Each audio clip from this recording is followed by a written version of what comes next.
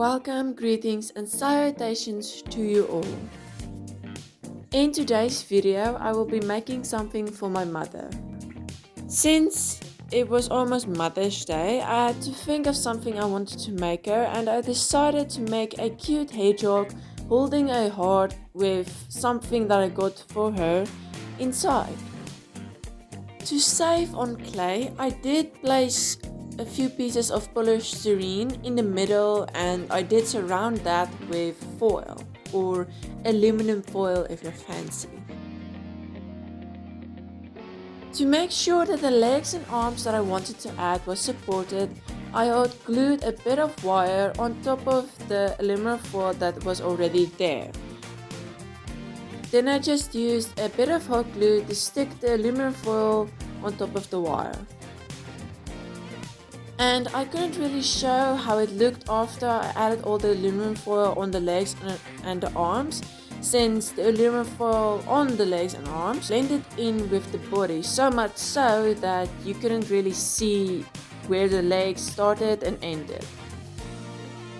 After I added the aluminum foil to everything I wanted to add it to, I flattened out some clay and just placed it on the body and smoothed out the edges. I did give him a small nose that perks up, but I forgot to add ears and a tail, but luckily you don't really notice it at the end.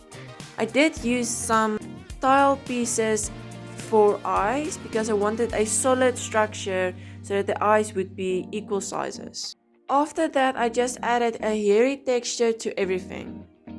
I did give him a small little mouth with his tongue sticking out and little paws that I will eventually paint pink.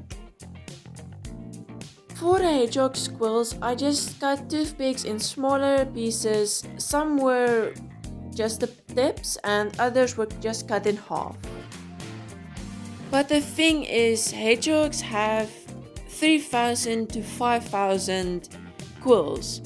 But of course, I'm not going to cut and paint so many quills. All I did here was make some holes in the clay so that when it dried, it would be easier to add the quills back after I painted them. Speaking of paint, that is what I did next. I tried blending the stomach, which is usually a lighter brown, with the back, which is usually a darker brown, but it's not a complete gradient, but I tried. I did add a thick layer of paint on the bottom so that would be a bit smoother. After painting the base, I started adding paint to the quills, since the tip of the quill is usually lighter than the bottom part. And let me tell you, adding paint to these quills was the thing that took me the longest. The clay drying took less time than painting the quills. And trust me when I say, there are a lot of quills that I painted. And of course, after I painted them, I just started adding them to the base.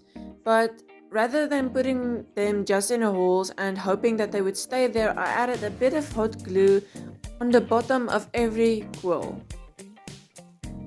To make it look a bit more cuter, I painted the tongue and the toe beans pink. And I did make the hedgehog glasses with a flower on it off camera.